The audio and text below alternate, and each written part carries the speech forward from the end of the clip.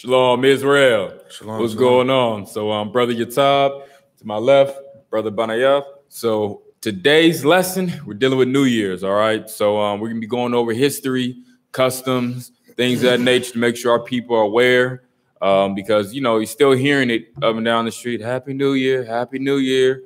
And people don't even understand what it is they're celebrating, not even knowing that just you saying that, you're not only giving way to doctrines of Esau, things of that nature, but also doctrines of devils, you know, aspects of idolatry, idol worship, that those are things you don't want to partake in. All right. So we're going to give a little more understanding of those things and give you a breakdown of history and the customs. So you want to make sure you know what it is you're celebrating. So a lot of times our people, we don't know what we're celebrating. We don't know what it is we're getting into, but yet and still, we happily partake in these things. We happily commit to a lot of these celebrations that we have no clue what it's really about. So all these things we do in ignorance. And so those are things that we have to change, my people. We have to get better. So let's get into it, man. This is dealing with New Year's Day and when a new year ends and a new year begins. So first up, let's get the history of the new year. So we're going to read this that we have here. This is the history of the new year. And let's read it. A history of the new year, a move from March to January. So there was a move from the new year originating in March, but now to January. So that means if there was a move, it means that the place that it moved to wasn't the original point, but the secondary destination. So where did it start? What was it before it was moved? So like we just read here, a move from March to January. So let's go ahead and read into that. The celebration of the new year on January 1st is a relatively new phenomenon. Is a what? A relatively new phenomenon. So even history is showing us that, look, that now the celebration of January 1st it's a relatively new phenomenon. This was not something that we were doing historically. This was not something that was done for millennia, for hundreds, let alone thousands of years. Read on. The earliest recording of a New Year celebration is believed to have been in Mesopotamia, 2000 BC, and was celebrated around the time of the vernal equinox. Around what time? In mid-March. So the vernal equinox, dealing with the spring equinox, also dealing around March, can come into April, depending on when the new moon comes in. But nevertheless, we're not dealing with the December, January type time, winter season. All right, we're dealing with the spring season. All right, read on. A variety of other dates tied to the seasons were also used by various ancient cultures. The Egyptians, Phoenicians, and Persians began their new year with the fall equinox, and the Greeks celebrated it on the winter solstice. The who? The winter solstice. No. It said the who? What people? The Greeks. The Greeks. All right. Dealing with the Greeks, you're dealing with here, dealing with your so-called white people, your Caucasians, who are biblically referred to as Edomites. And this is why the scripture says this. Get John chapter 4 and get verse 22. Because a lot of times what happens, people give homage and celebrate these things, but yet and still don't know what they're celebrating. Get John chapter 4 and verse 22. The book of John chapter 4 verse 22. Ye worship, ye know not what. And that's always it. You worship, you know not what. You're partaking, you're praising these things. You don't know what it is you're praising. You don't know what it is you're giving homage to. You don't know what it is you're giving credence to, but yet and still you do it faithfully. Faithfully, and yet and still it's abominable unto the Most High and how he feels about it. Because get Isaiah 55 and 8. Because some people might get offended at that. But you have to understand, it isn't, all these things aren't coming from how I feel or think about them, what this brother may feel or think, anyone in the audience, or, you know, even anyone else's personal belief, but according to the Most High, thus saith the Lord. Let's get Isaiah chapter 55. Excuse me, let's read verse 8. The book of Isaiah chapter 55, verse 8. For my thoughts are not your thoughts. So he says something very, very important. It says, for my thoughts are not your thoughts. This is the Most High. He's saying, look, the way that I think, the way that I analyze, the way that I perceive things, that's not on the same level as you. Read on. Neither are your ways, Salakia, neither are your ways my ways, saith the Lord. Exactly. He said, look, neither are your ways. Way is a direction, a path. Your direction that you're going in, the path that you're walking, your plans in life, the way that you're thinking, your thought process, none of these things are necessarily the way that I get down. My thoughts, my ways are not your ways. The way I get down with things ain't going to be on the same level how you get down with things. It ain't going to match up. So many times the thoughts we may have just thoughts of man, thoughts of woman, mankind in general. So, but doesn't mean that it's the same way the Most High would go about the situation. Read on. For as the heavens are higher than the earth, so are my ways higher than your ways, and my thoughts than your thoughts. Exactly, because the Most High always has a bigger picture and broader spectrum of things and how he analyzes things. Most High has a bigger purpose in mind and how he orchestrates everything. So now, and also too, with the Most High, things make sense. It may not necessarily completely agree with how you want to do things, but the way he orchestrates it makes sense. And you'll see a lot of ways of it'll be contrary to the so-called white man and how he does things, because the way the so-called white man, a lot of things, it doesn't make sense all the time. There's loopholes, there's gaps, there's things that are flawed in man's plan, but the Most High's, his is concrete. It's going to work. Just follow through with it. There's no errors with it, and there's no problems. As I mentioned in time before, the Most High's Bible is complete. Ain't no Bible 2 dropping next year. You're not getting none of that. It's complete. Ain't no need for a second version. All right. Now, let's get this next one. Early Romans. Get this next one. Early Roman calendar. March 1st rings in the new year. The early Roman calendar designated March 1st as the new year. Whoa, whoa, whoa. Which calendar? The early Roman calendar. So the early Roman calendar designated what? March 1st as the new year. Now, some may read that and see, well, early Roman calendar, they set that there as the new year. No. That was what it was and how they kept it until they changed it. That was what it was. That was what was set as the new year until they changed the months. And what you'll see later on, as I'll explain what those changes, the implications were, because when you're dealing with Rome, you're dealing with a lot of the Caesars, right? So a lot of your names of the month derive from the Caesars. July, Julius Caesar. August, Augustus Caesar. Things of that nature. They implemented and changed the names. That's also, they're the first ones that started to change the seasons in the sense of what they put in their calendar. Because remember, as we'll get on, they can't really change times, seasons, laws, but they can teach you differently and change it on paper. Change what they teach you. That's what they can change. That's how they can change season, just time, things of that nature, and changing dates and things of that nature. So let's continue. Read it. The calendar had just 10 months, beginning with March. That the new year once began. Beginning with what? Beginning with March. Exactly. Beginning with March. Read on. That the new year once began with the month of March is still reflected in some of the names of the months. Which you'll see. Read. September through December, our 9th through 12th months, were originally positioned as the 7th through 10th months. Septem is Latin for 7, Octo is 8, Novem is 9, and Decem is 10. Exactly. So when you look at these, September, septum, you're dealing with 7. Octagon, octopus, 8, novum, 9, decimal, 10. All of these things are in the actual names of the month that point to their origin, right there the whole time, right in front of us. Because look, he shifted the order and said, well, I'm gonna call this one number 7. I'm gonna call this one number 8. I'm gonna call this one number 9, this one 10, this one 11, this one 12.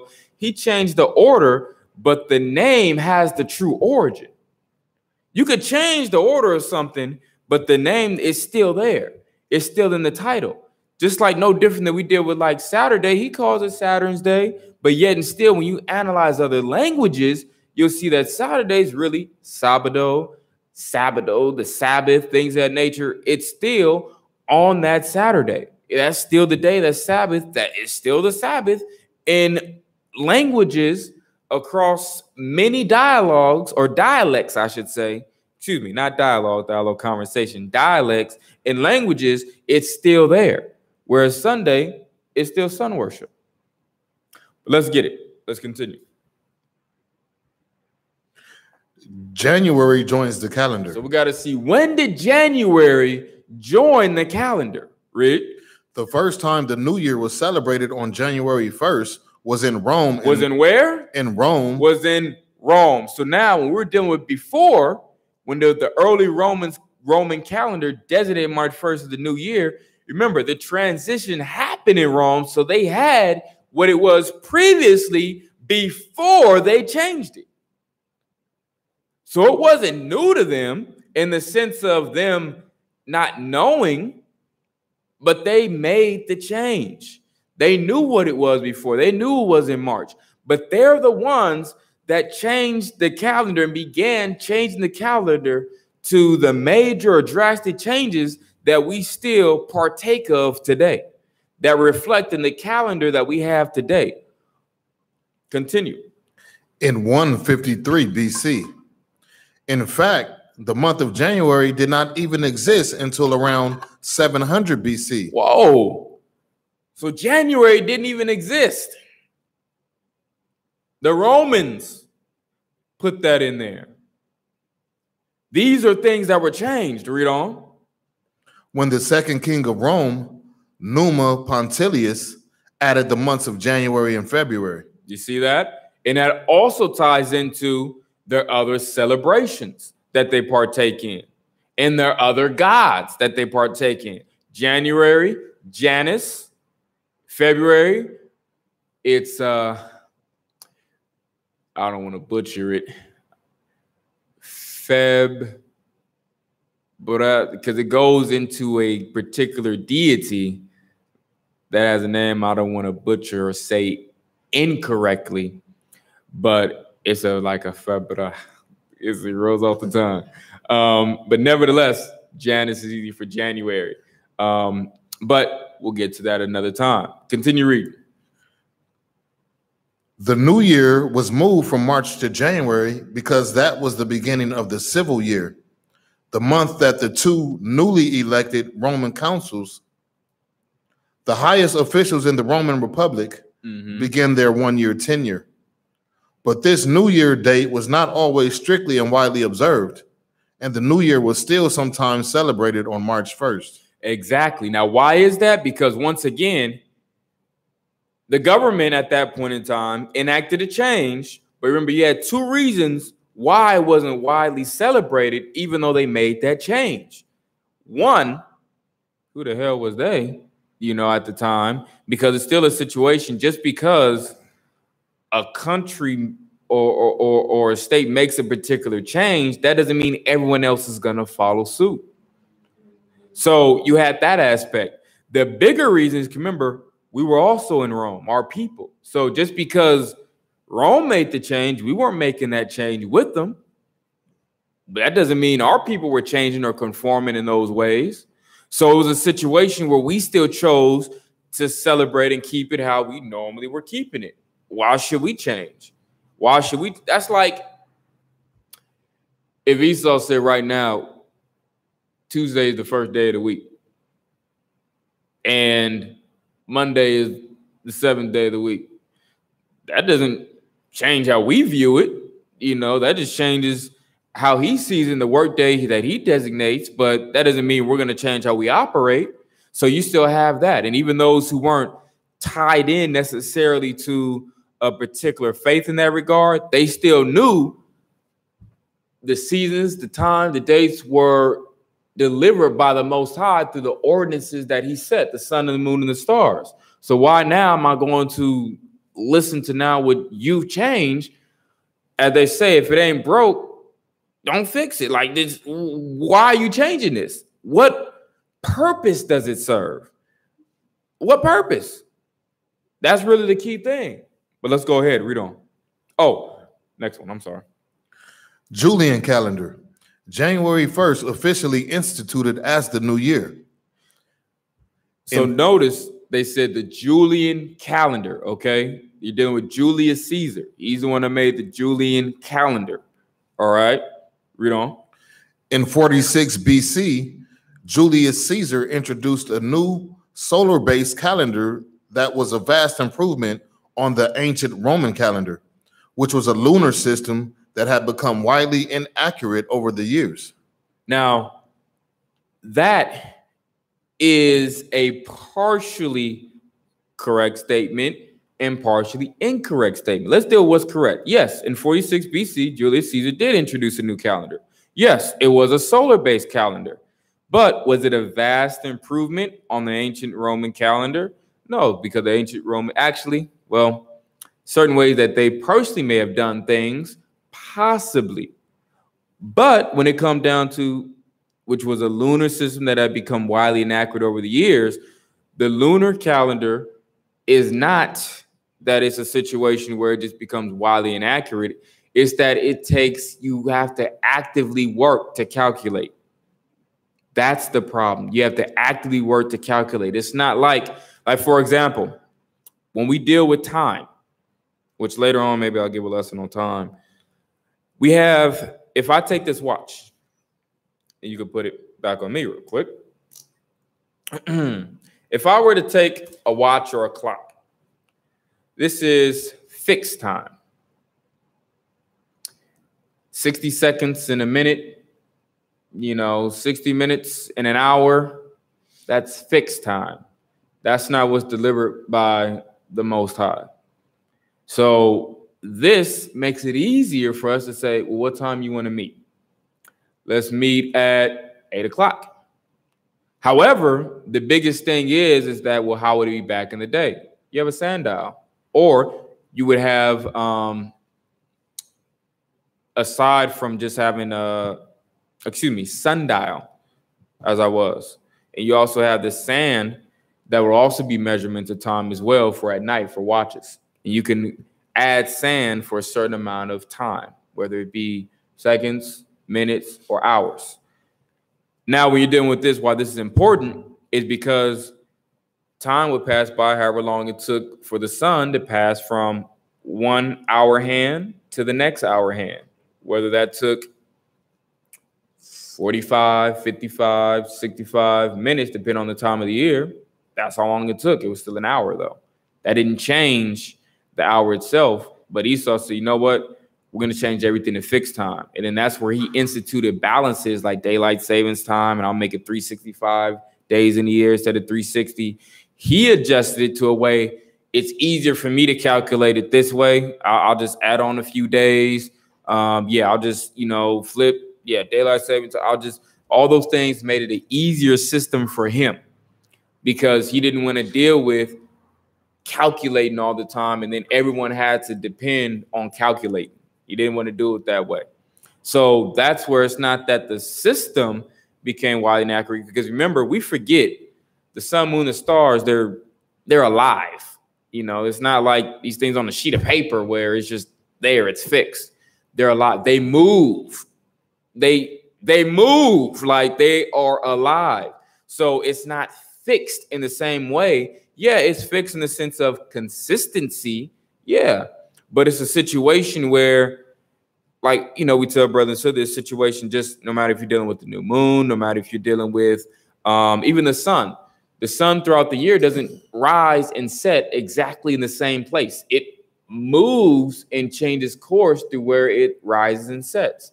As you'll notice, you'll see with the time lapses throughout the year, you'll see that it rises and sets and the trajectory starts to change. It's not exactly, it rises and sets exactly. It rises exactly here and sets exactly here. You're not going to see it throughout there. You're going to see a shift and a tilt in where the sun rises and sets because they're alive. That, in short, they're alive. So that's what people forget when dealing with the ordinances. So nevertheless, let's continue reading the second part that's in bold, the Julian calendar. The Julian calendar decreed that the new year would occur with January 1, and within the Roman world, January 1 became the consistently observed start of the new year. Right, because you had a situation. Get Daniel. Get Daniel chapter 7. And let's read verse 25.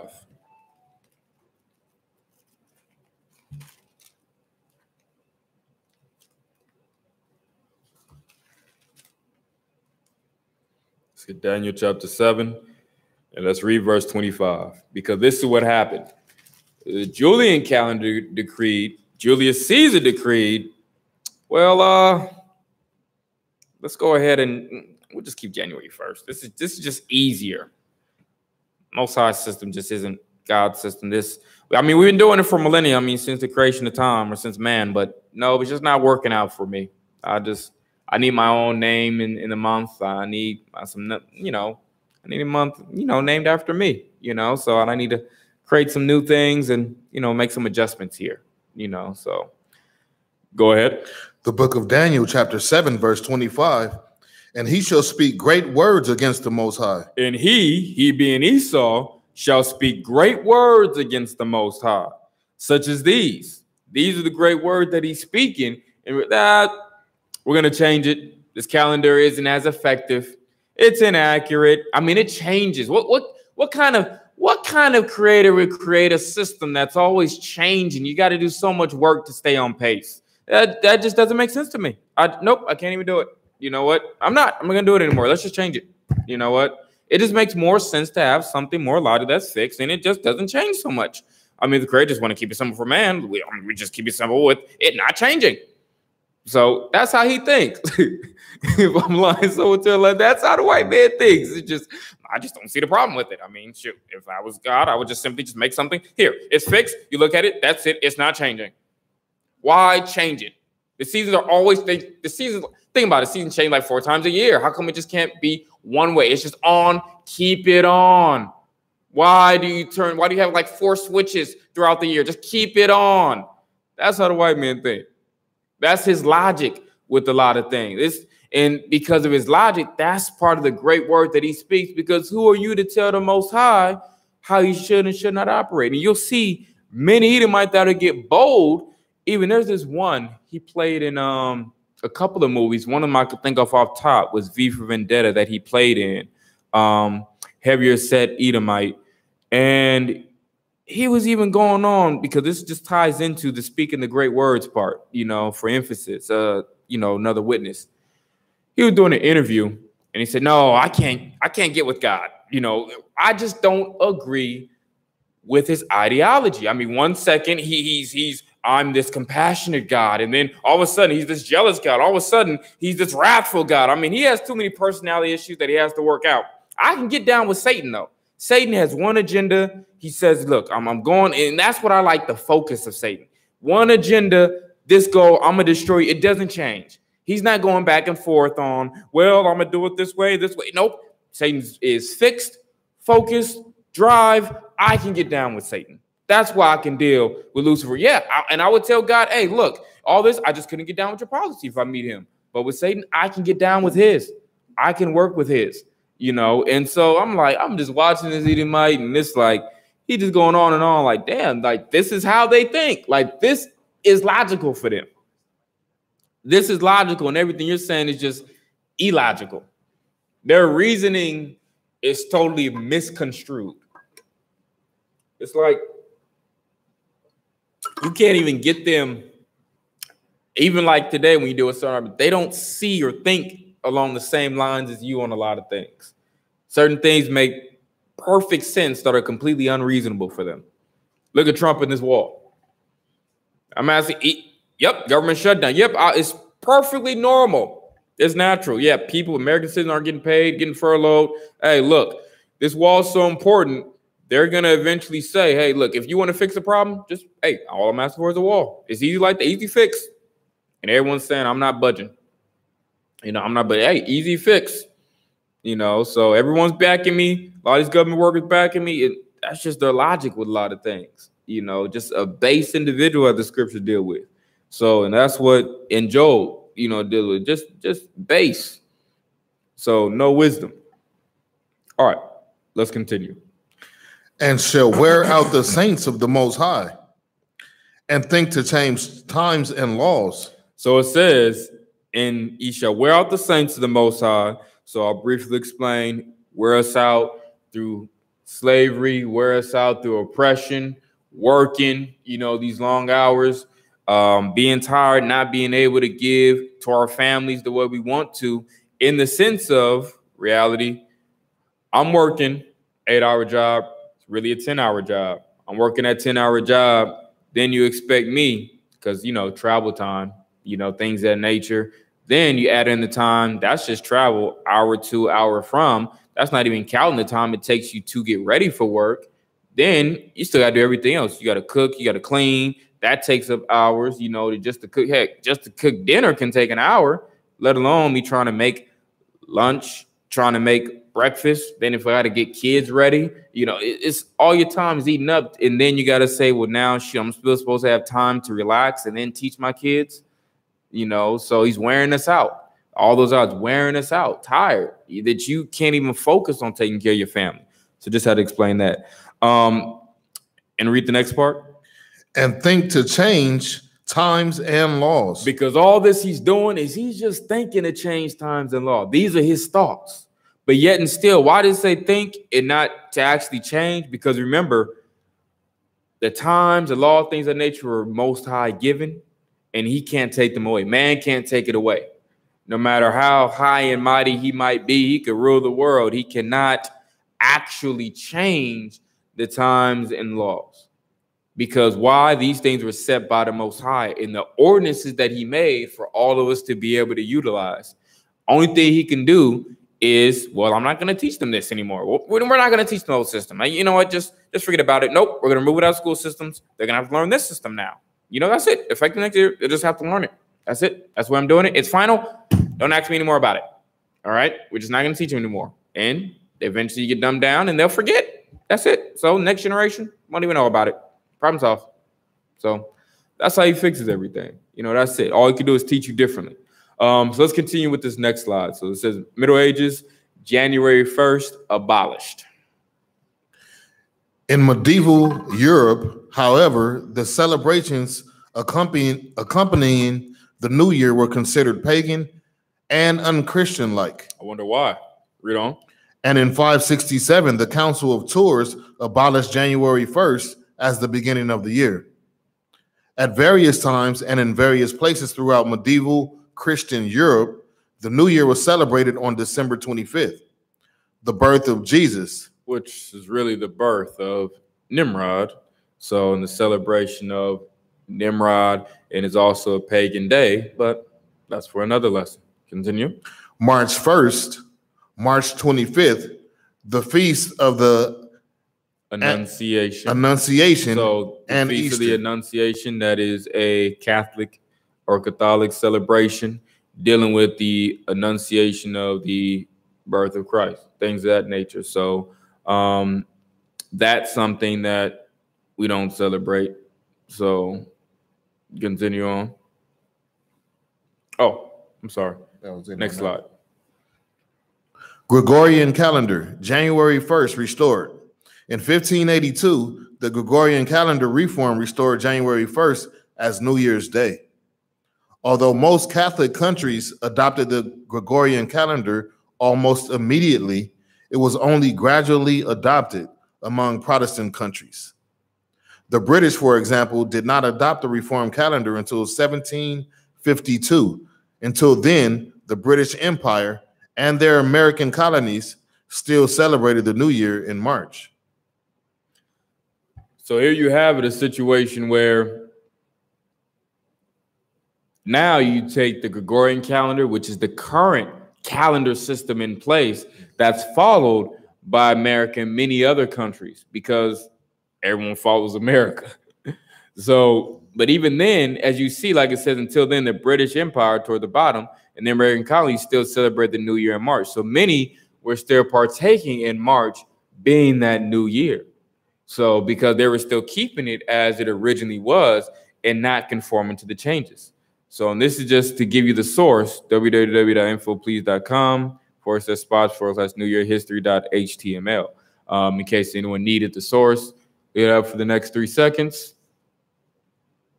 All right, and we'll continue on. So the next part is customs and traditions. All right, customs and traditions. So let's continue on with that. Make some noise. Many New Year customs that we take for granted actually date from ancient times. In ancient Thailand, guns were fired to frighten off demons. In China, firecrackers routed the forces of darkness. Today, Italians let their church bells peal. The Swiss beat drums, and the North Americans sound sirens and party horns to bid the old year farewell. Right, so all these different things that are customs of partaking in the new year.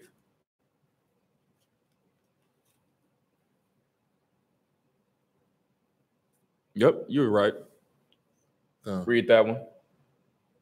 Oh yeah, that was done. Huh? That one was done. Okay. Read this one up here. Can you read that one? Exclude the scripture. Read this one. Maybe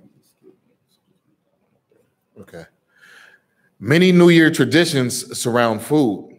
Here are a few. In the southern U.S., black-eyed peas and pork foretell good fortune.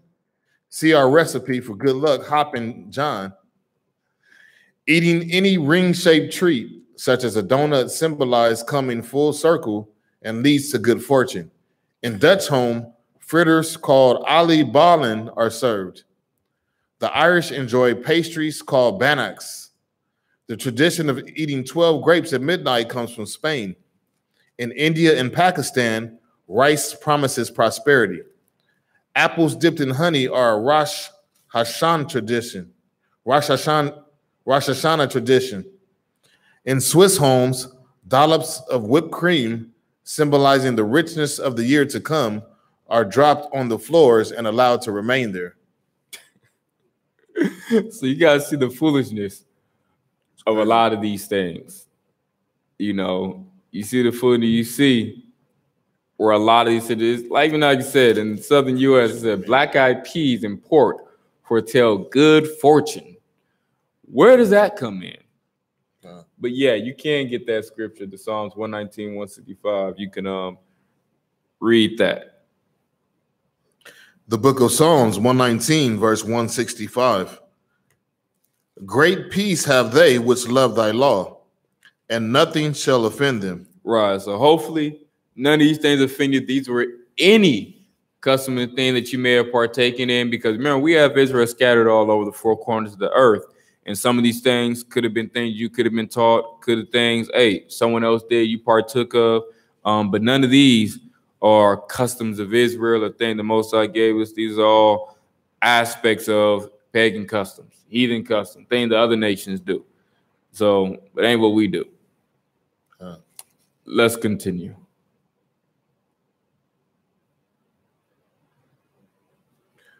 Drink a beverage. Although the pop of a champagne cork signals the arrival of the new year around the world, some countries have their own traditions. Wassail, the Gaelic term for good health, is served in some parts of England. Spiced hot pot is the Scottish version of wassail. It's customary to drink a glass or two at home before sharing with neighbors. In Holland, toasts are made with hot, spiced wine. Right, and we'll get into a lot of things of nature, because when you deal with January, dealing with Janus, who's the god of drinks, so in wine. You may have seen him, like if you watched that old movie Hercules, the animated one, he was in there too. You know, the god of drinks, you know, so and it's customary to also get drunk too. But go ahead, continue. Give a gift. New Year's Day was once the time to swap presents. Gifts of gilded nuts or coins marked the start of the new year in Rome. Eggs, the symbol of fertility, were exchanged by the Persians. Early Egyptians traded earthenware flasks.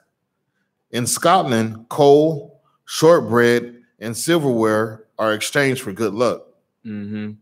These are things that you just wouldn't, because sometimes the things are which, for example, just going back to like Nimrod's Day, which people ignorantly call Christmas. You deal with some of you guys around that time, you may notice like those cakes that look like trees or logs. Those are your logs. Well, those are wrapped to a deity, you know. So whereas I wouldn't personally get that cake, not that there's anything wrong with cake, but that particular one is for a deity. It is literally for that's why it's log shaped like that, to represent the man, the branch, that has many different names, but it's a Yule log for Yuletide celebration, you know. So that's where with some of these things you have to keep in mind where, you know, how they dress it up and how they package it and sell it, because it can represent more, you know. Now it's different if you just kind of go in the store, like they theme everything for the seasons. I'm not saying just because something had, let's say, going to get some candy, they got, let's just say it's Halloween, they got a bat on the back of it. It's fine. It's just candy. It's just a bat on the back of it. It's still a Hershey's bar, whatever it is. I'm dealing with now, I'm actually buying a cake and it's shaped like a Christmas tree. I'm just going to get a different cake, you know. But it's one of those things at the end of the day, it's just a cake, but it's a situation where that can become a big stumbling block for a brother or sister. And it's just best to avoid it. They see you got a big Christmas tree cake sitting in the house. It's like when things start becoming a little too themey, it's like, okay, let me get different color, let me get different kind. So it's kind of like those types of things, you know, like we have what's coming up, the next holiday, next one getting ready for, it's Valentine's Day. So they might start theming a lot of stuff pink and red.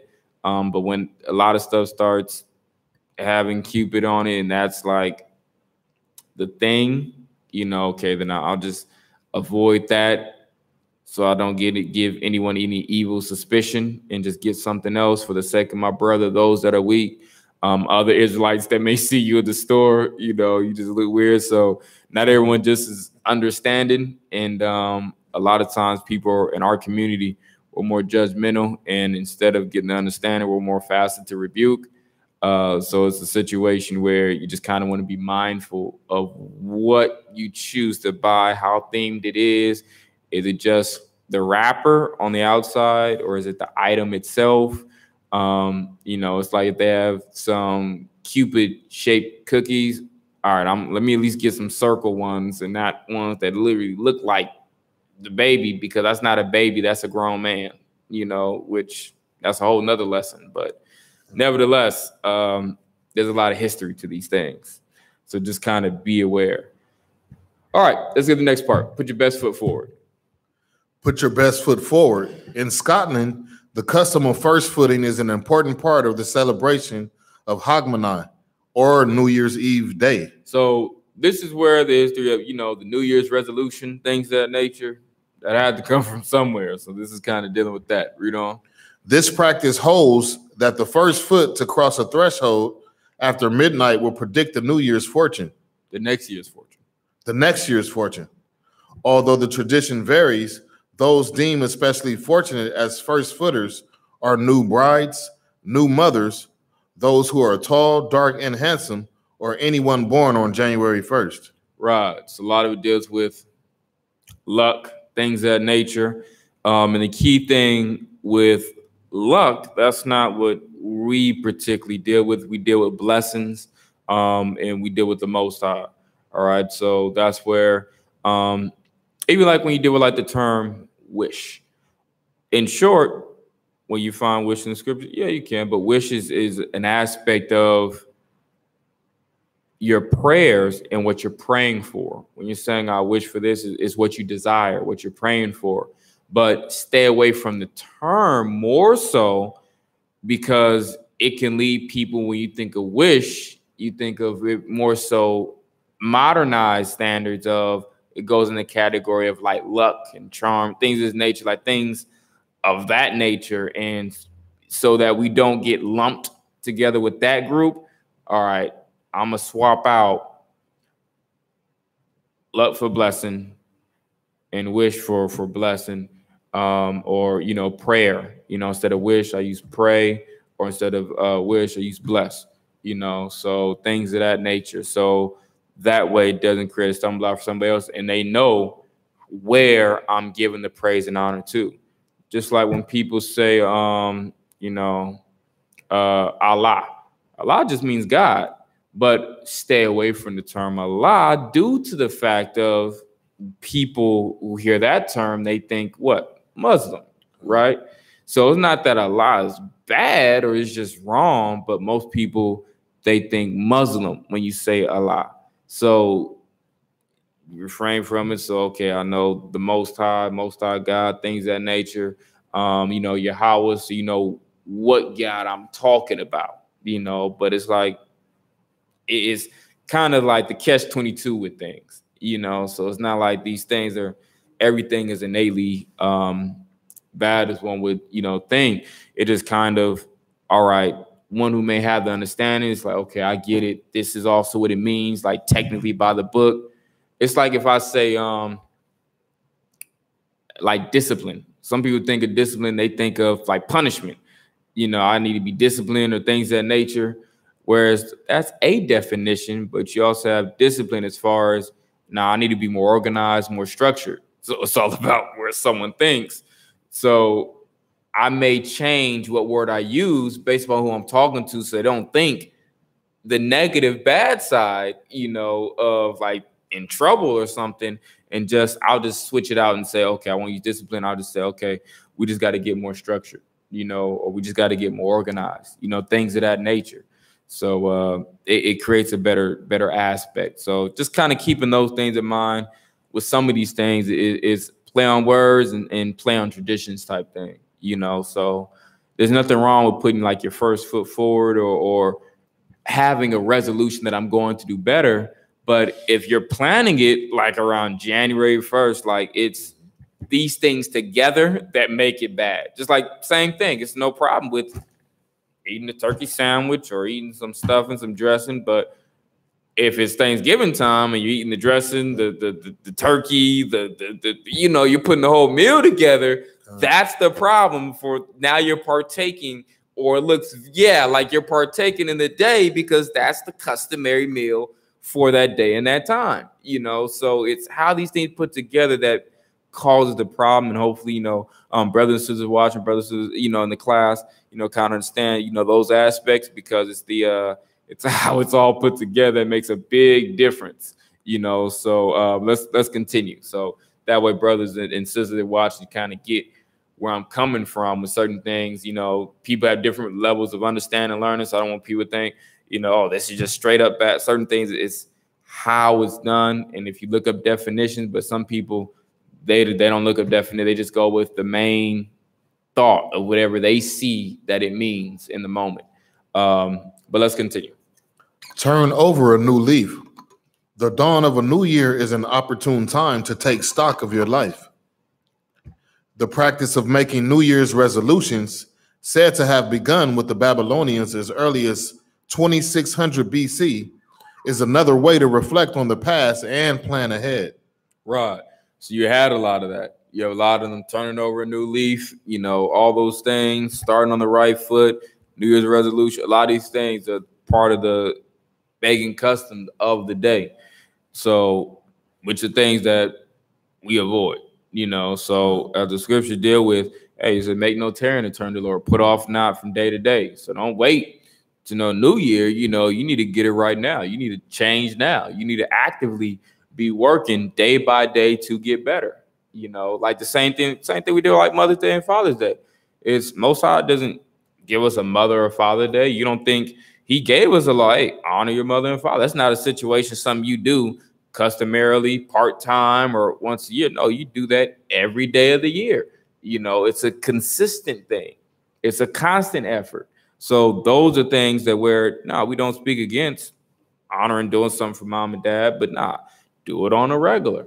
Don't wait till this one time of the year. I'm gonna do something special. Most of us say, consistently do what you can special for them. Have multiple times throughout the year you can do what you can for your parents because they made sacrifices for you.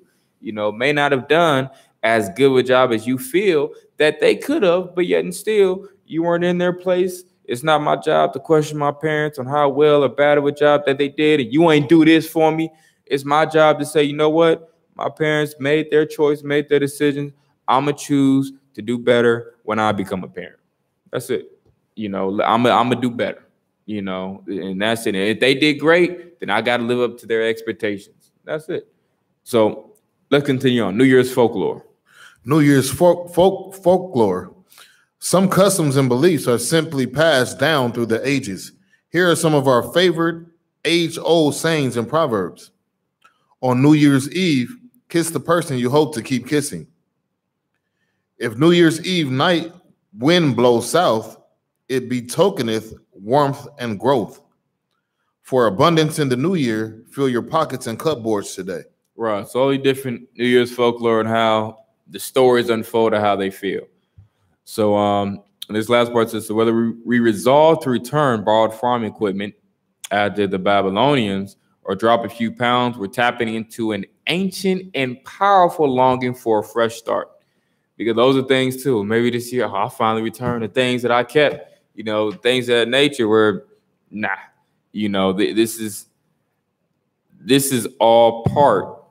Let me actually get that too. Let's actually get Exodus, because the scriptures give aspects on borrowing. It gives many aspects on borrowing. Get to Deuteronomy 22 and 14. We're gonna get Exodus.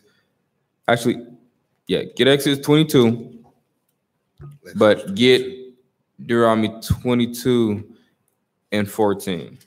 Okay, I have both. Okay, you do? Yeah. I just need the verse in Exodus 22. Okay, gotcha. Read Deuteronomy chapter 22 and sorry, I say 22. I'm in 24 and 10. Okay, come on. Got it. Read. The book of Deuteronomy, chapter 24, verse 10. When thou doest lend thy brother anything, thou shalt not go into his house to fetch his pledge. That's one thing. You don't just go in the house and get the things that they have. That's one thing you don't do. And then get Sirach 18 and 33. Just because we're dealing with aspects of bronze, they mentioned, I'm just get a couple aspects. Get Sirach 18 and 33. The book of Sirach, chapter 18, verse 33. Be not made a beggar by banqueting upon borrowing. So that's the main thing. Don't banquet upon borrowing. Yeah, banquet, it's a feast. I'm going to eat all, I'm going to get full. Whatever it is, I'm going to get stuffed. I'm going to keep doing it till I had enough. It's most I said, don't do that with borrowing, though. You want to keep it rare when you got to ask somebody, hey, man, you got me this time. You want to keep it rare. You don't want to dry it up because then it starts impeding on your character. It starts becoming... it's like, dealing with credit, your credit score. It start hurting your credit score. You start getting them hard inquiries, them hard hits. It's like, so again, people love you. They may be there for you, because they love you, but it's still that other part like, damn, you always asking for something. He ain't there. He ain't giving as much as he's asking. Okay, so now go back to Exodus 22 and read verse 26. The book of Exodus, chapter 22, verse 26. If thou at all take thy neighbor's raiment to pledge, thou shalt deliver it unto him by that the sun goeth down. Right. So the Most High said, look, if the brother, man, it was cold or we was working, hey, man, let me use your gloves for the morning, for work. It's like, man, after work in the day, make sure I give it back. Oh, man, the water, brother, for let me borrow it. Make sure you give it back. Most High didn't want a situation where we keeping it and we keeping it forever and things of that nature, because read on verse 27. For that is his covering only. It is his raiment for his skin. Wherein shall he sleep? And it shall come to pass. Exactly. So that's the biggest part. That's what because he may need it, because it's time to let somebody borrow something. And you looking for it later, like, damn it, I should needed that. Joseph got it, man. When you try to look for it, you need it because that's what happens. And then it can lead to aspects of resentment later. So those are things you don't wait. Let me get this last one. Get Sirach chapter 29. Because this one, man, it gives the other catch side of borrowing, because this is the thing. Get Sirach chapter 29 and read verse 1 and 2. The book of Sirach, chapter 29, verse 1 and 2. He that is merciful will lend unto his neighbor, and he that strengtheneth his hand keepeth the commandments. Right. So, yeah, you're being merciful, you will lend. Someone needs it. All right, let me give this mercy, man. He'll take care of it. Read on. Lend to thy neighbor in time of his need, and pay thou thy neighbor again in due season. In due season, fam, again. Don't let it be seasons that you waiting to give back. And you making some kind of resolution. Oh, I'm going to give back to him next month. I'm going to give back to him next month. And that's a lot of time what happens. We put off. Read on. Verse 3. Keep thy word and deal faithfully with him, and thou shalt always find the thing that is necessary for thee. Mm-hmm. Many, when a thing was lent them, reckoned it to be found. Oh, wait, it said a few? Many. It said many. Do what? When a thing was lent them, reckoned it to be found. You ever let somebody borrow something, and then later on they act like they felt like it's been theirs? Hey, man, and then my clippers, no, man, yeah, I found these in the garage the other day, man. Nah, these good. Got them from my daddy. Nah, man, that's why I let you. Nah, you ain't let me borrow that. I been had that. Man, you better give me my thing back. And that's why I read the other scripture earlier that, hey, you let somebody borrow, don't think because, man, he still ain't let me borrow. Man, I'm going to go in this garage and get it. Man, he still ain't give it. All right, don't do that. That's what you're not supposed to do. But I just wanted to bring that one scripture because it's just funny to me, man, because that's what happened in the community. And that's what even they know. That's why I said, so whether we resolve to return borrowed farm equipment, as did the Babylonians, or drop a few pounds, but tap into an ancient and powerful longing for a fresh start, because that's what a lot of times people do. So that was from www.almanac.com/content/New Year traditions around the world. All right. All right, so let's get the next part. Widely observed New Year's symbols and traditions. All right, so that's the next part. Go ahead and read that. Resolutions. It is believed that the Babylonians were the first to make New Year's resolutions, and people all over the world have been breaking them ever since. The early Christians believed the first day of the New Year should be spent reflecting. Wait, it said it is believed that the Babylonians were the first to make New Year's resolutions, that people all over the world have been breaking them ever since. Because that's what happened. There is more so that is, get Mark chapter 7 verse 6. Because that's the funny part, because the key word is tradition.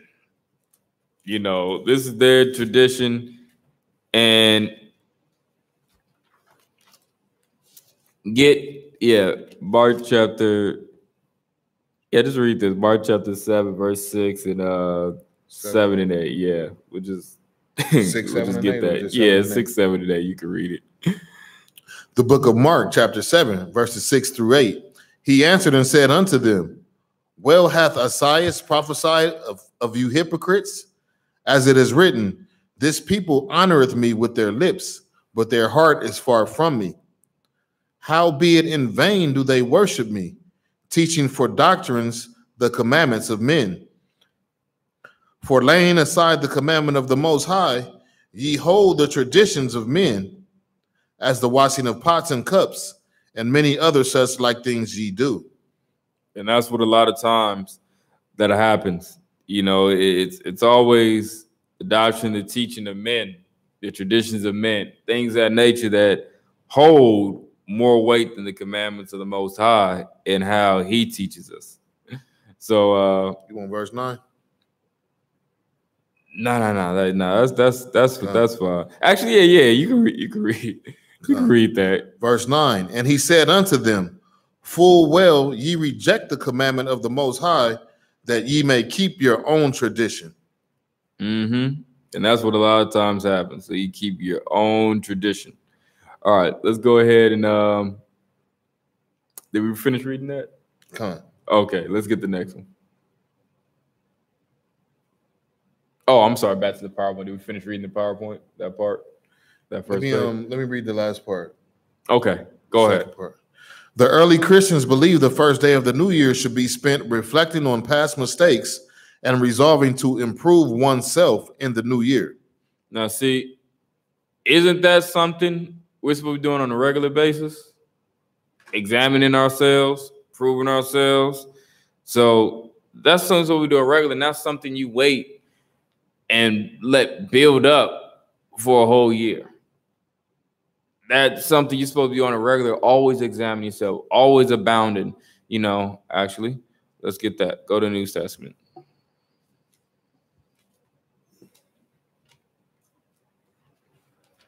First Corinthians 15:58.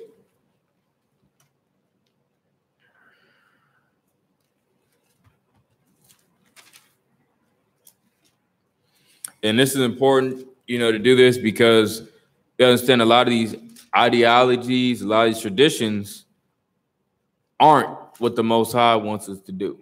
And many things are the opposite of like Most High wants us to do. Most High wants to examine himself continuously, always. Things is nature. When you saying your tradition is make it a goal that, nope, every year reset. It's like, nah, every day reset. Every day, let me try to be, like I say all the time, be better, do better. Be better, do better. It's always, how can I improve? How be the change that I want to see, so I have to do that. So let's get 1 Corinthians chapter 15 and verse 58. The book of 1 Corinthians chapter 15, verse 58. Therefore, my beloved brethren, be ye steadfast, unmovable, always abounding in the work of the Most High. Sometimes abounding. Always abounding in the work of the Most High. For as much as ye know that your labor is not in vain in the Most High. Mm-hmm. So that's all we needed from there. So that's what we need, man. Always abounding. So it's not a sometime thing. It's not partial. It's something that we're always working on doing. So now let's get the next one. The fireworks. Fireworks.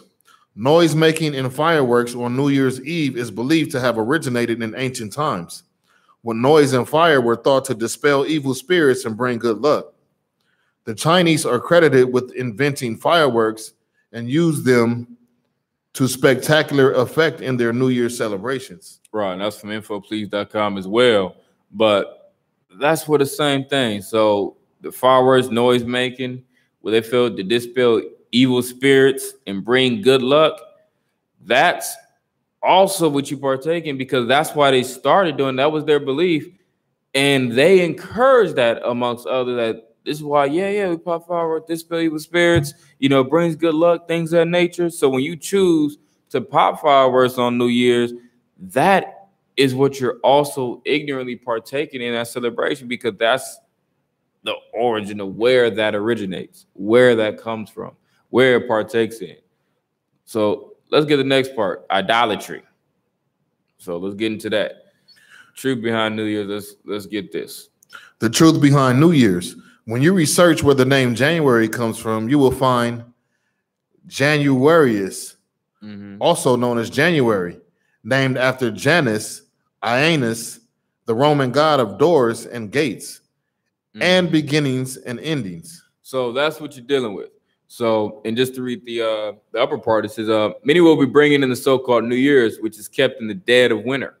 So the dead of winter. That's the same thing. What's new in the dead of winter? Nothing. Ain't nothing new in the dead of winter. Ain't nothing. I ask people all the time, what's changed? From, before it's a new year now. Like, what's new? Other than the day, what's new? What's changed? What makes it New Year? You say, I don't know. I mean, or I guess, hey, what's the white man say? It's New Year. So, but just have them, more so think and question those things, like really, like what makes it new? Like, because the Most High, you could tell, okay, his new year, because now life is coming forward, the spring, like, it makes sense. Esau, the so-called white man, nope, it's the dead of winter, but it's new. It's new. They just like, it's just Trumpology. I guess that's what I'll call it. Trumpology. You know, it's just, well, you know, it's new, it's winter, you know, it's new day, it's just winter, just this whole thing. Like, that's it. It just ain't even got to be logical for them. It's just new, you know. Hey, new year, new you, right? It's just you. It's just white man ideology. You know, well, hey, it's just a new day, new you, right? So, I mean, it's, hey, new day, new start. So, new year, huh? Makes sense? You know, just like, that's their mindset with it. Like, let's get, all right, so let me just finish the part. I'll let them continue. So it says, but let us look deeper into this holiday and bring out some of the history as well as pagan roots and customs associated with this day. As you may or may not have known, many gods are worshipped on this day. Look, they didn't just say one, it said many. So, but in reality, it is but a couple of so-called gods that over time have evolved into other gods. So what you'll deal with, which is crazy, is guys like people don't even know the Grim Reaper is a god. You know, like the Grim Reaper and Father Time are the same thing.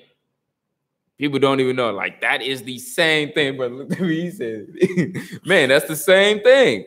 The Grim Reaper and Father Time are the same exact God. Same exact God. Like, and it's one of the things that's been in front of us, but we never connect the dots with the Grim Reaper, like, kills you when time's up, or Father Time and charge of time. Like just certain things we ain't really think about, you know, but I mean, it's there. Which we'll get into. So, which is also the god Chronos, and that's where you get like chronography, god Chronos, like time, the same thing, like Father Time. So, I mean, it all connects in a weird way when it's like one of those things, like, damn, oh, like that makes sense.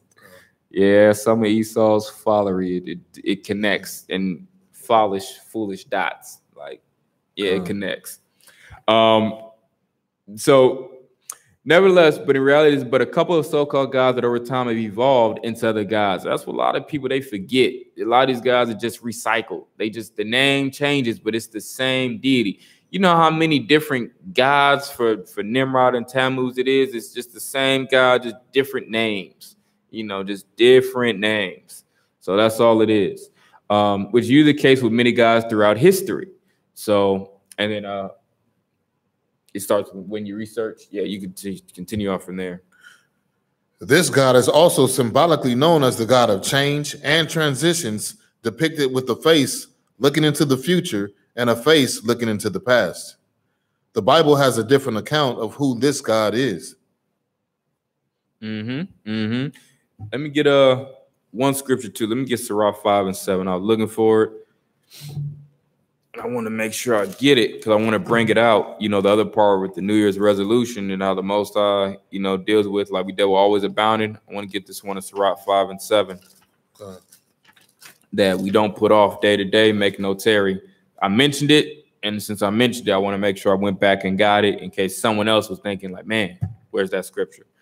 Get Sirach chapter 5 and verse 7. The book of Sirach chapter 5 verse 7. Actually, you know what? We're going to read more in this chapter because some other things that I want to get. Okay. Read verse 2.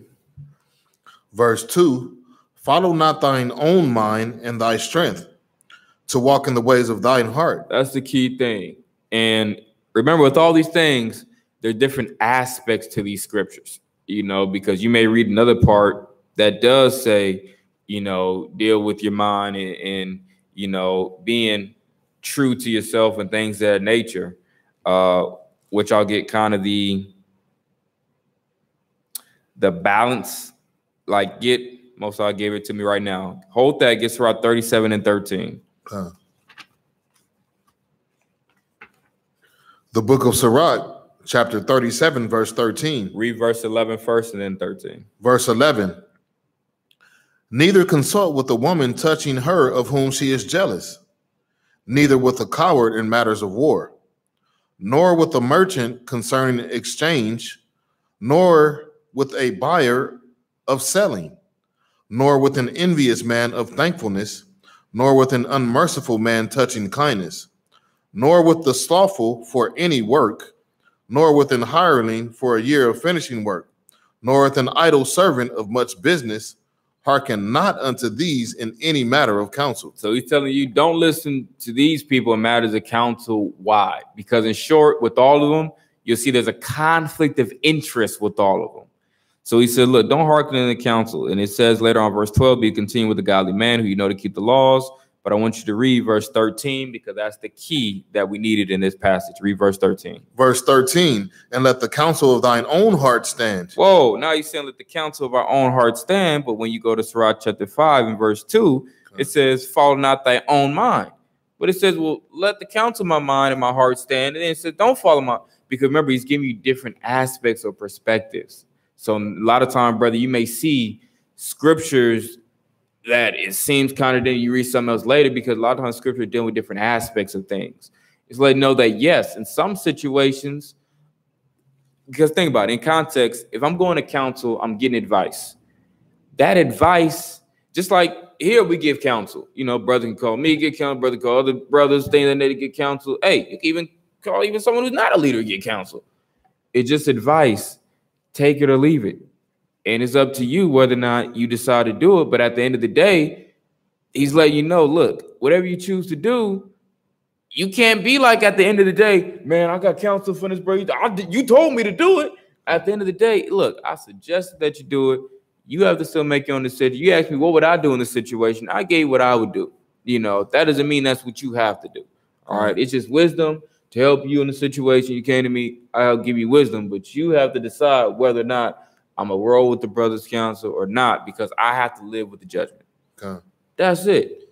That's what it's telling us. Now we go back to Sirach chapter 5 in verse 2, when they will fall not thy own mind and thy strength to walk in the ways of thy heart, is dealing in, read on. You want 3? Yeah.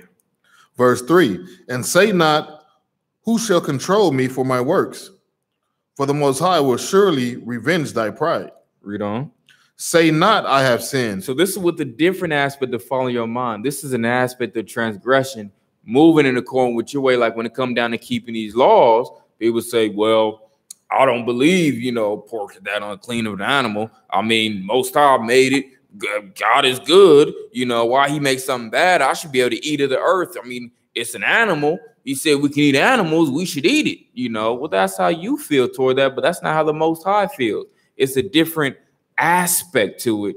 That's why it's saying that. So and that's what people who ignorantly, they find things and they just see a contradiction. How you gonna see here, don't follow mine, and here he does. So just kind of as we go along, just want to kind of clarify that for someone who might read it, for someone else that might be a stumbling block, so just want to kind of clarify.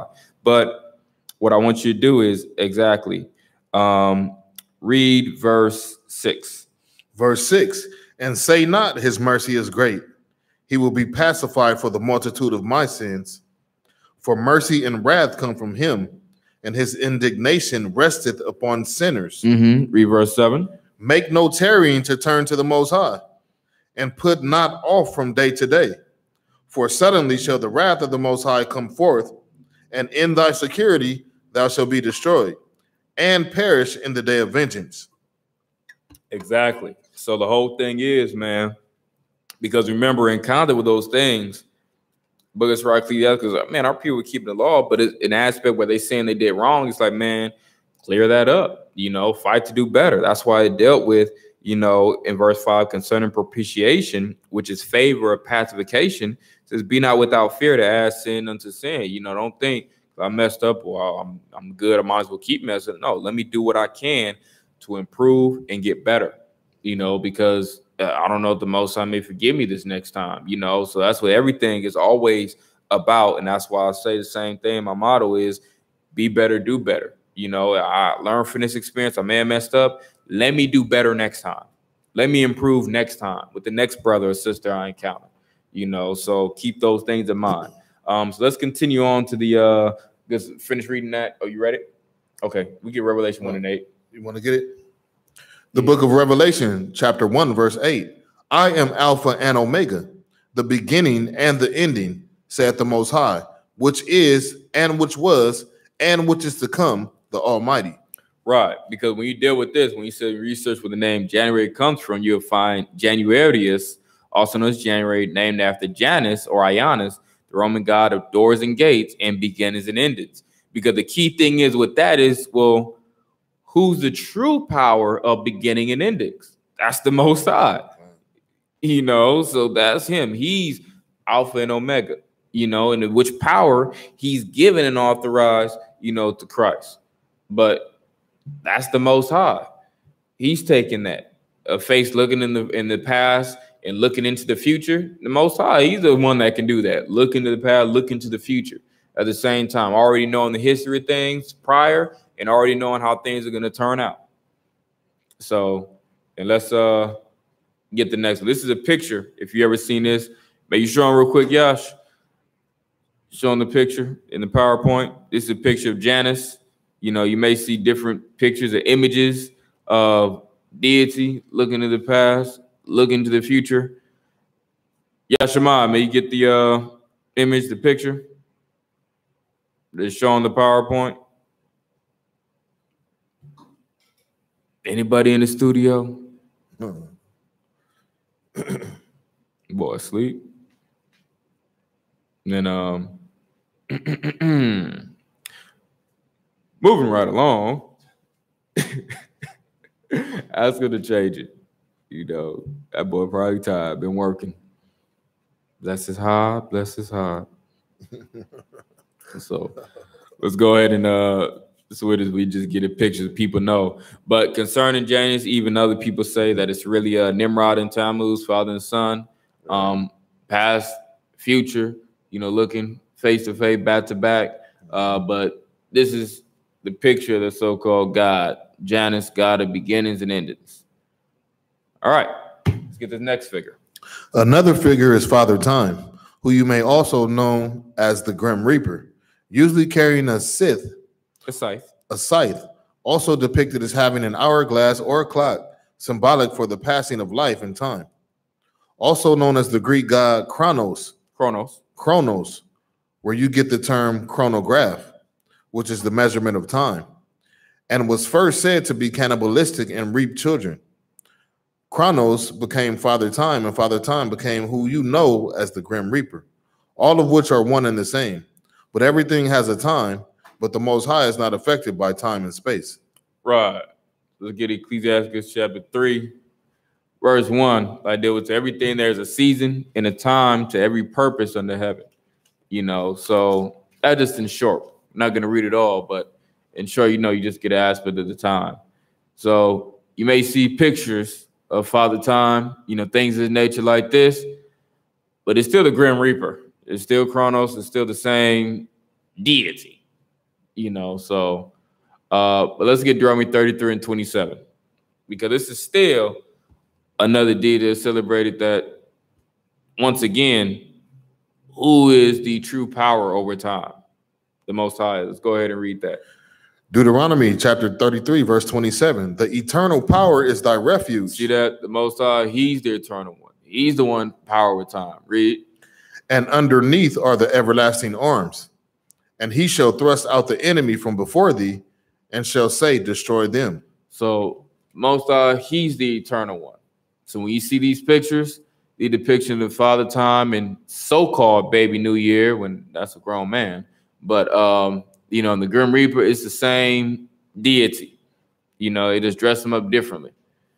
So that's all it is. So one is just, I would say, skin and bone, and then he just went straight bone. So that's just it. So no skin.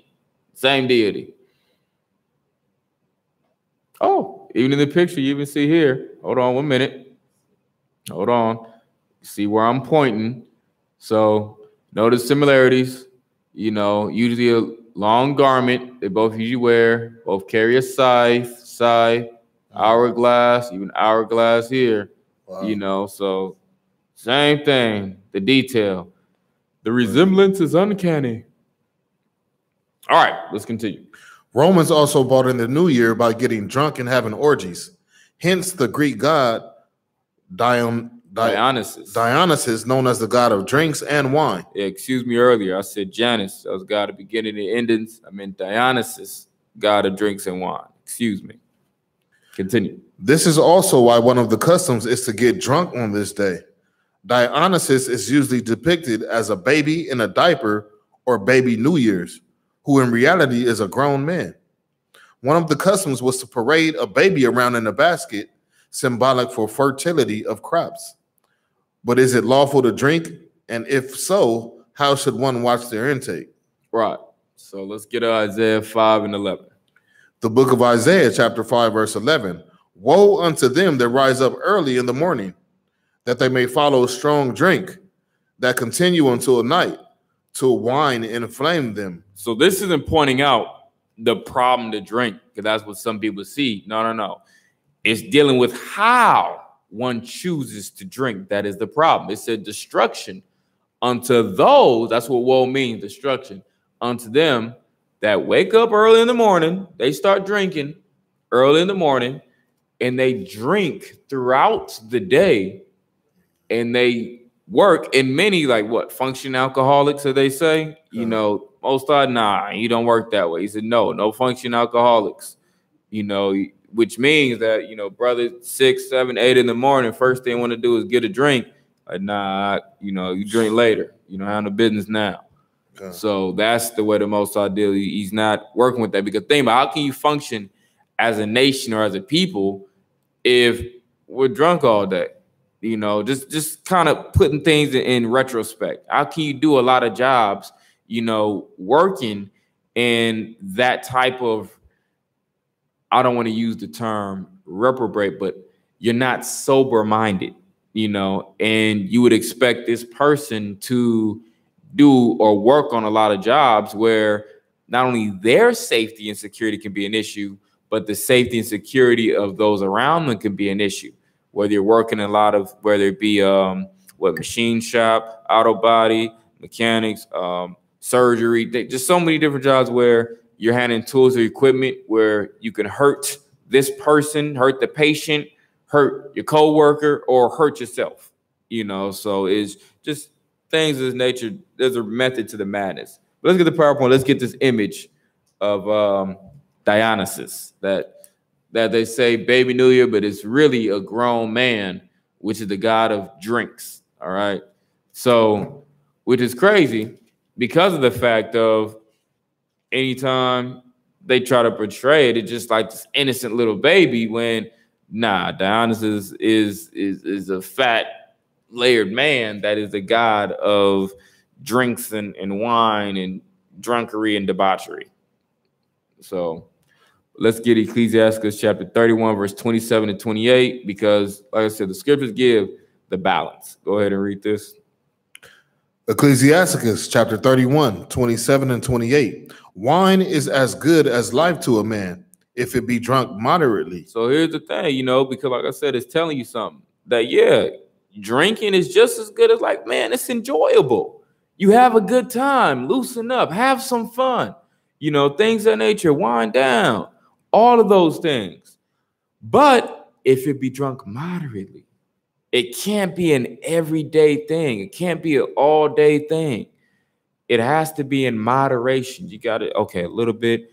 I might drink like twice a week type thing, you know, once a week, whatever it is, whatever someone is. And of course, the balance comes with, okay, you do have days on one aspect of balance, but then you also have, well, how many cups, how many glasses, another aspect of balance, to where each one, you know, maybe some people might drink more on a particular day. Some people might drink less, but more frequently throughout the week, you know. But the key thing is, as long as you're not getting drunk, you know, that's the key thing. You know your limits.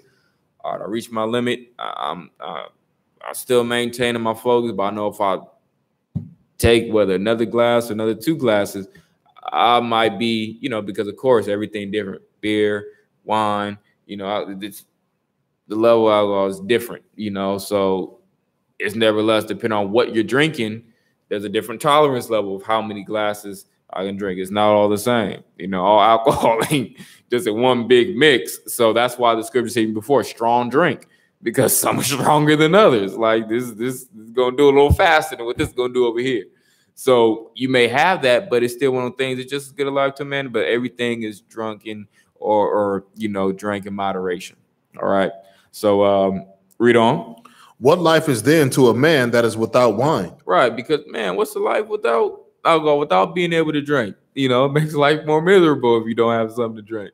So a situation like, man, I personally don't drink, but it's still a situation where, hey, I'm not against others drinking because the law says we can drink, so it's still something that, hey, I still support because scripturally it's supportable. So even though I may not personally choose to give in things of that nature. Read on. For it was made to make men glad. Wine measurably drunk. It said it was what? It was made to make men glad. It was made to make men. Most High made it to make you happy, so you can have a good time. Most High doesn't want us to be miserable. He wants us to enjoy, have a good time, be happy. That's what he wants. Read on. Wine measurably drunk and in season. That's the thing. Measurably drunk, meaning that doesn't necessarily mean I'm taking a measure. All right, this exactly 2 pints.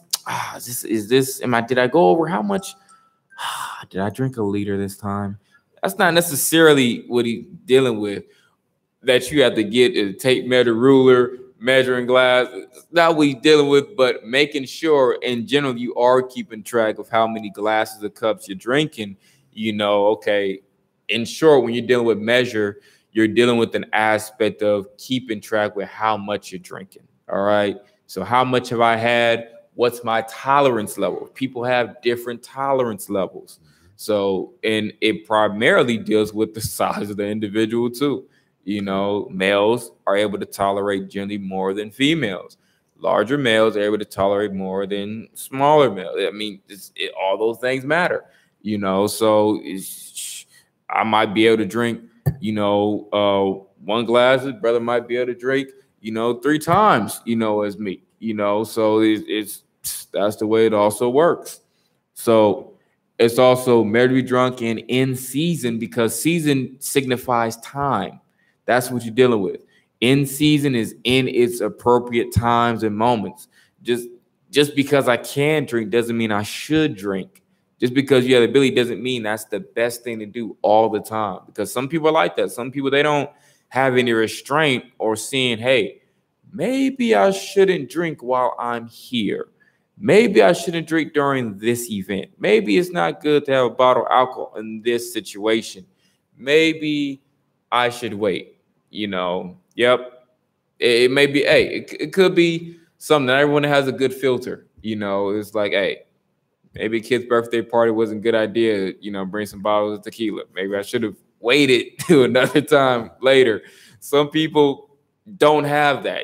Some people you have to teach because they may not have been taught that by another parent, authority, older brother, cousin, uncle, whoever. So it's just like, man, hey, drinking, we're drinking, so turn up. Some people's like, all right, later, this isn't the appropriate or the best time for that. I'm with you, I'm your brother, but all right, later we'll do that. All right. So that's why it says in season. Okay. So it's just time. So bringing the gladness of the heart and cheerfulness of the mind. All right. So we want that relief.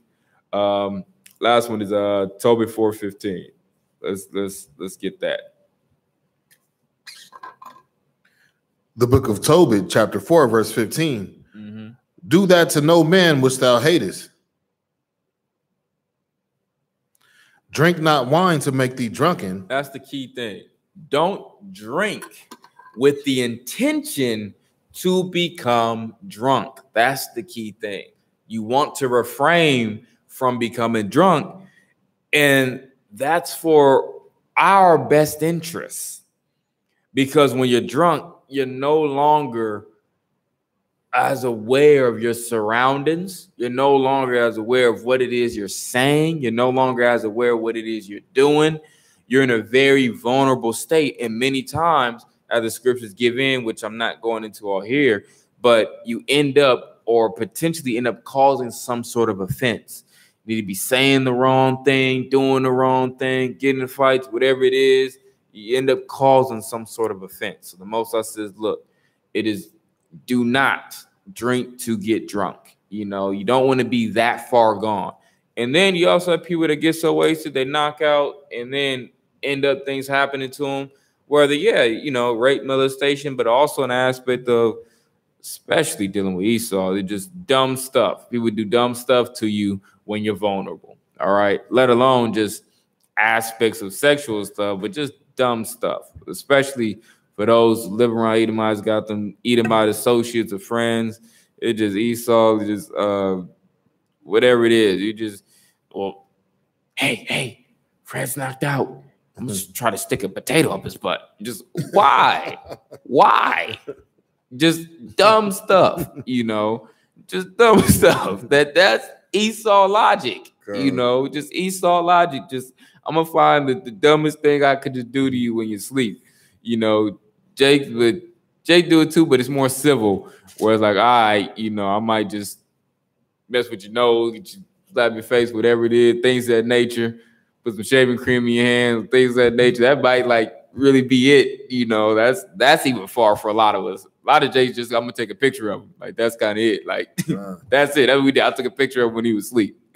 But Esau take it to a whole nother level. Like, nah, I gotta undress you. You know, just why? Just what would make you just, no, I just had to. That way he just wakes up and it's like, who took my pants off? Just what? Just why? You know, but that's Esau logic. Things of that nature. So, another part, Tobit 4:15. So do that to no man without haters, which in short, treat others the way you want to be treated, like we always learn. So, and drink not wine to make thee drunken, neither let drunkenness go with thee on thy journey. So your journey is the same thing like you driving, things of that nature. That's still your journey, your travels. So because then things can happen. You know, you can get into accidents, you can get anything can happen. Same thing. You know, so Maestro, PowerPoint, please. Let me show you the other aspect of Dionysus as shown in Hercules. So this is him. That's Baby New Year. So there you go. God of drinks and wine. So, all right, next part. Midnight. So people stay up all night to bring in the so-called New Year at midnight. Midnight is also the time set for a day to end and begin in modern-day society. But what did the Most High say and ordain? All right, we'll get this. Let's get Leviticus 23 and 32. Leviticus 23 and 32. It shall be unto you a Sabbath of rest, and ye shall afflict your souls. In the 9th day of the month at even, from even unto even, shall ye celebrate your Sabbath. Remember, so with time, even unto even. That was it. Wasn't no midnight, you know. So it wasn't no midnight. It was even unto even. That's when you celebrate your Shabbat, even unto even. All right. So wasn't no midnight. That's when it starts. Next day starts. Sundown to sundown. Remember, all the ordinances what the Most High gave. It was man that decided to make midnight. So particularly so-called white man. So sundown to sundown is a day. Genesis 1 and 5. Genesis 1 and 5. And the Most High called the light day, and the darkness he called night. And the evening and the morning were the first day. Simple. You read all the Genesis and it said the same thing. 2 parts of the day, 2 halves. First part, darkness. Darkness started first. Second part is light. Darkness and then light. Nighttime and then daytime. That completes a full day. 2 parts. That's it. But nowadays, people make that so complicated. 2 parts, day and night. Day and night. Day and night. Womp, womp. The same thing. All right. First, second part. So let's get the next part. So when does the year end and new year begin? Genesis 8:22. The book of Genesis, chapter 8, verse 22. While the earth remaineth, seed time and harvest, and cold and heat, and summer and winter, and day and night shall not cease. So you're seeing this. You're seeing that there are times and seasons for everything. Cold, heat, which is the same as dealing with, okay, summer and winter. But then look, you're going to have times of the year where it is going to be really cold. Times of the year where it's going to be really hot. You know, and then the transitional times between those. So these are all things that you're gonna have. You have time that is really cold is known as winter. You know, spring life starts coming forth. It starts warming up, balance, and then it starts getting really hot in the summer, and then it starts changing once again, cooling back down in the fall till it gets cold again in the winter. It's like a process from hot to cold. Even in the seasons, it's not just straight hot. All of a sudden, it gets straight cold, you know. So it's like, nah, it's a season. It starts to warm up to get hot and then cool down to get cold. Just like even your food does. You cook it, you heat it up until it gets really hot, and then you turn it off and it starts to cool down, and then it starts to get cold. It's like it works the same with the natural order of things, just the natural order. It makes sense. That's how things work. That's how life works. Esau makes it so complicated. He wants to be a light switch, extreme hot to extreme cold. Just that's not the way it works. All right, so Leviticus 23 and 4.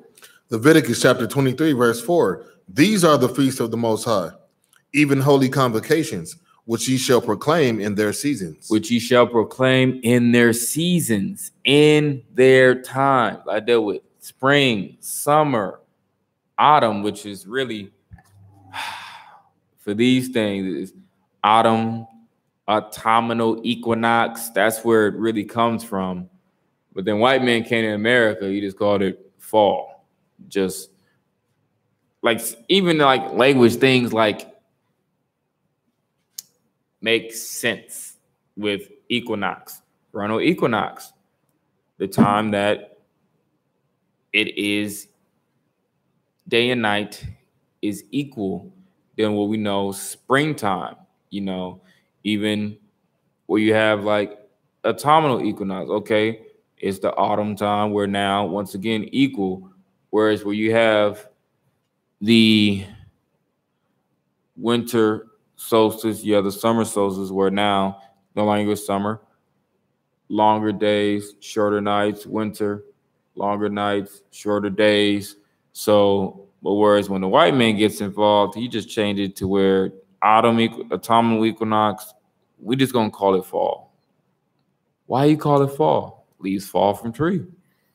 Just like it's logic. Is all right. Okay, leaves fall from tree. Okay, fall.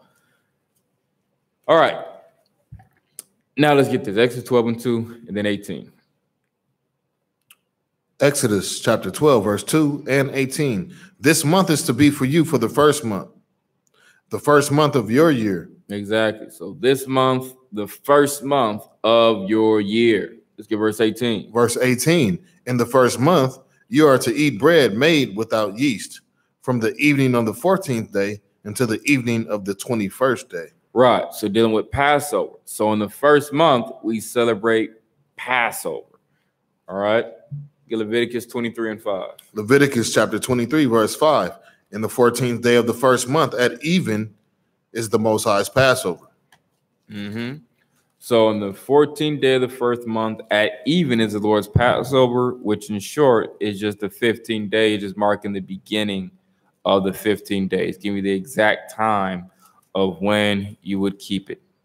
So some people get confused in that particular part. Well, how come here it said the 14th day and here it said the 15th day? That's a contradiction. No, it said the 14th day of the first month at even. If I'm in the 14th day and evening comes, like now it's even. So earlier, a few hours ago, sun was up as it was setting. It was ending the 14th day to where now it was beginning the 15th day as soon as the sun goes down. He's just giving you an approximate of when exactly you would keep it to let us know the importance and severity of keeping it right when the sun goes down. All right. Because some people, you know, Israel, It's on the 15th day. Well, it said the 15th day, so we can just keep it any time of the day. We just keep Passover. Shoot, we keep it at midnight. We keep it at 8 a.m. The next, he's just giving exactly, no, this is exactly when I want you to keep it. So you don't get confused. This is exactly what I want you to keep right at this point. That's when you keep it. You do what I want you to do. So, Ezra, we always find a way to get around. So, nevertheless, Deuteronomy 16:1. Deuteronomy chapter 16, verse 1. Observe the month of Abib and keep the Passover unto the Lord your power. You have to observe the month of Abib. Look for the month of Abib. Abib meaning green ear. So that's what you have to observe. And when you think about it, these things are simple because people say, well, there's no leap year in the scriptures. This is the proof of the leap year in the scriptures, in the sense of when you have the extra month, the double Adar, as you may say, the double 12th, instead of just ending at 12, there's a 13th month. This is part of that proof, because when you do when I say observe, we got to get a dictionary. Not that we don't know what the term is, but remember, we want to get the full understanding. What does observe mean? It says to see, watch, perceive, or notice, to regard with attention, especially so as to see or learn something, to watch, view, or note for a scientific, official, or other special purpose. He's having you look to see when that green ear, when those plants first start coming in, because you have to look and pay attention to the times in the season to know when is spring starting. That if you're not calculating that properly every 2 to 3 years, you're going to know that there is going to be a time where I do my calculations and the seasons just don't seem to be adding up the same way. He says observe, because guess what? You may have to add in that additional month that now this year is a leap year, which we'll do another class on the calendar, because myself, Akar, Ram, and Ash make the calendar for the year every year. And it's something that can confuse some people, but it's simple. It's simple, but you just have to, as it says, observe. That's all it is. Staying vigilant, and just looking at the signs of the ordinances the Most High has given us. That's all we're doing, So it is still something you just want to stay vigilant. That's why it says observe the month of Abib and keep the Passover. You have to observe when the month of Abib is coming in. It's not just as simple as it's March, that's just a new year. It's not that simple, because it can be March or April, but that's generally the time. So people who are keeping Abib in what's it called, September or October, they're just way off, so that's just kind of it. But even depending on the year and when that new moon comes in, you could still be off keeping it, depending on the year, in March or April, because you'll notice the pattern of the feast days will start to shift dramatically that year and the following year. And then the following years, it'll continue to go further and further and further out of alignment of the seasons if you never adjust for that extra month.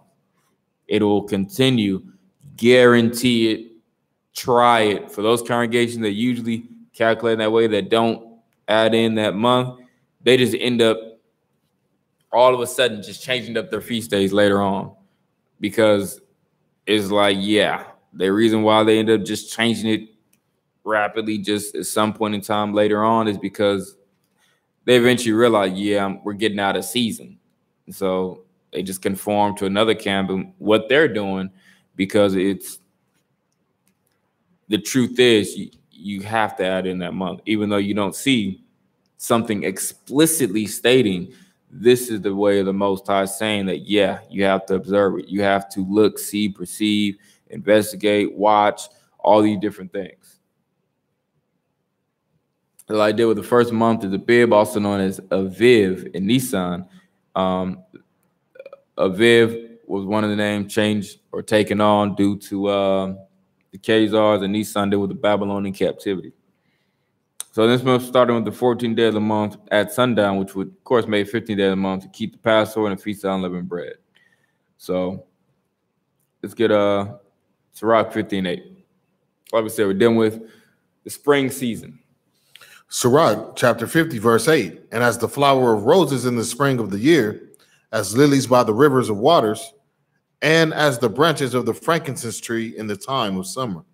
Right. So you see seasons mentioned, spring, summer, things of that nature.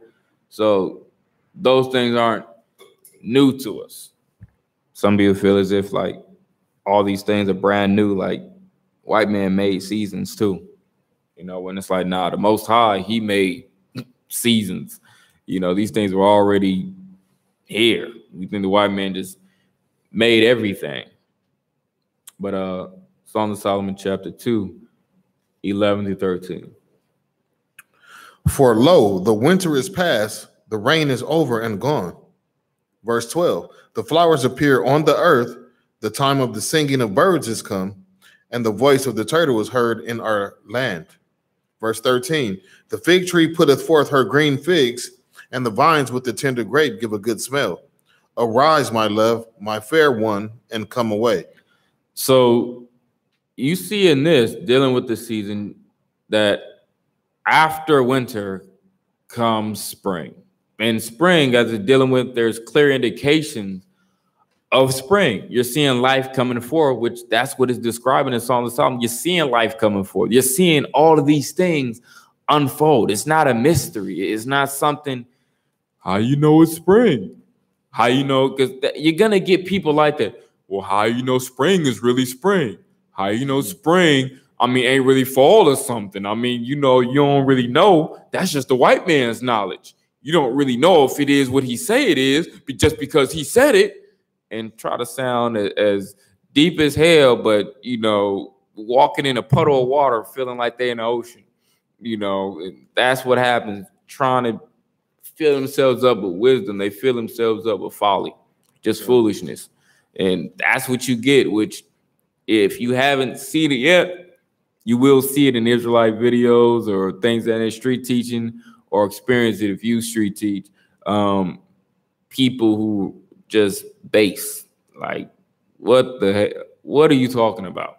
You know, same argument, you feel like, why you gotta read that book? You know, see, I don't need my knowledge, getting your knowledge from a book. I don't get it. It's like, come on. How you think you got your knowledge? You mean to tell me you ain't ever read a book? You know, like you ain't never read no information in a book, or man, or in an article or anything of that nature? Like, come on, who's you fooling? You mean to tell me everything you got has just been what you've been told by word of mouth? In that case, then you better go back and fact check a lot of your stuff, because it's like you just been listening to everything everybody tell you, and that ain't right. So you need to go back and do some research and some studying. But they don't even believe the lies they be spewing out. It's just their perception towards how they are receiving something you're giving them. So let's get so we get a bib.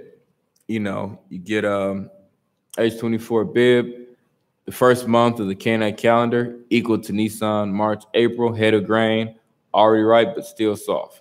Green ears of corn. So that's what you get. And then Aviv, if you look up Aviv, A-V-I-V, it says, as a boy's name is of Hebrew origin, and the meaning of Aviv is springtime. Aviv was the original name of Nisan, the first month of the Hebrew calendar, which corresponds with March and April. It can also mean young grain. So read more at www.thinkbabynames.com. So, and the names let you know. even Aviv is springtime. Now remember, when you look up calendar in the Zondervan Common Bible Dictionary, it just deal with, we just gave everything a number. What month we in? Month 1. What day we in? Day 1. Same, like everything, just keep it simple, just a number. You know, that's all we had. The days of the week, day 1, 2, 3, 4, 5, 6, 7. Then we start off day 1, 2, 3, 4, 5, 6, 7. What day is it? 4th day of the week. What day? The 5th day of the week now. 6th day of the week, 7th day of the week. 7 days, the Sabbath, the Shabbat, the rest day. You know, same thing. What month we in? Month 8. Like, that's it. So we didn't have to give everything a individual title, you know, in the sense. So all he did is give us a bib in the sense of read ear. So certain ones did have aspects of name, but the name had a particular meaning. But other than that, it was just everything numbers signified it. Like, that was it. You know, just having numbers. Let me see. All right. So bottom line, there's no astronomical reason to celebrate New Year's Day on January 1st. Instead, our modern New Year's celebration stems from the ancient two-faced Roman god Janus, just like Esau, for whom the month of January is also named. One face of Janus looked back into the past, the other peered forward to the future, earthsky.org. So once again, there's no astronomical reason to celebrate January 1st, you know, after New Year's Day. Meaning there's nothing in regard to the sun, moon, and stars that links January 1st to New Year.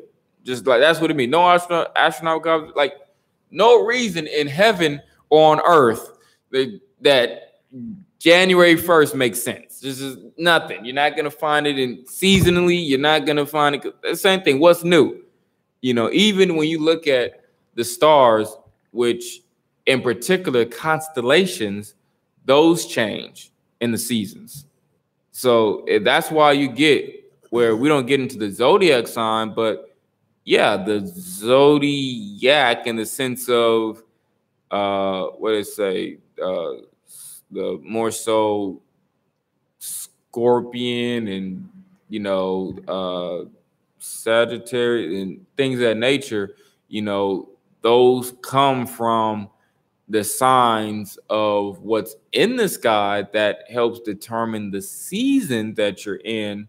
And that's why they're named a certain month, because of, you know, what's in the sky, but not in the sense of us actually taking those things and either worshiping them or identifying that that's what I am just because I was born in the time that those astronomical observations were in the sky. That just, no, you know, so I mean, that would be no different than us actually taking the moon and naming people just because you were born during a certain phase of the moon.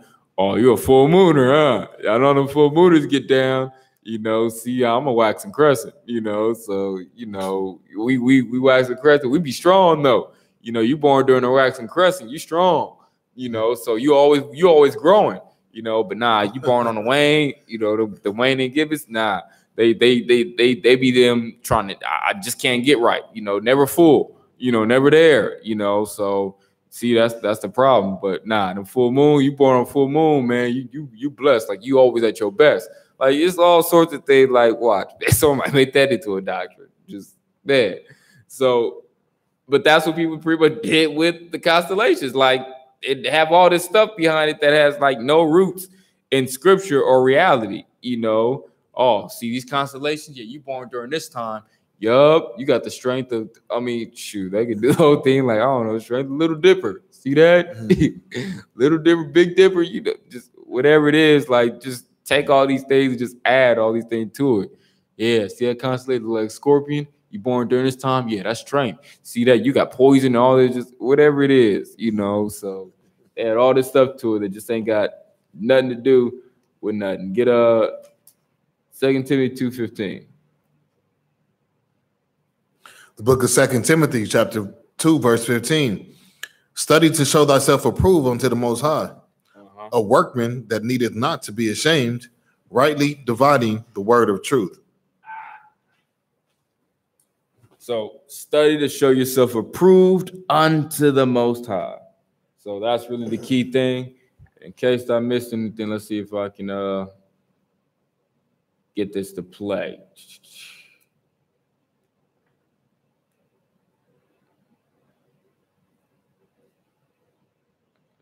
change it up.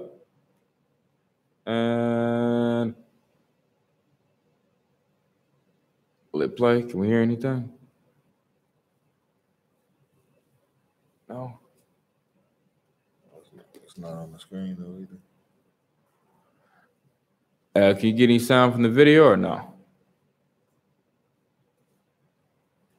Can you get any sound from the video?